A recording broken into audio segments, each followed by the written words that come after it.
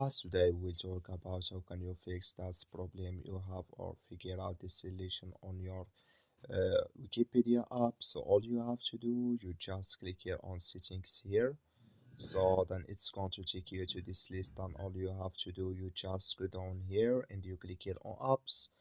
Then you come to apps list and you just go down here to looking for Wikipedia app. You just go down here to show for you.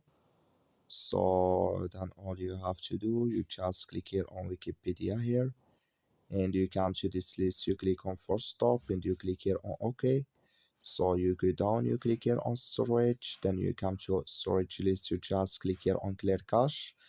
Then all you have to do now, you just turn off your Wi-Fi and turn on it, then it's going to work with you. So that's all you have to do. I wish you a great. That's all. Thank you for watching. Don't forget to support us by liking, subscribe.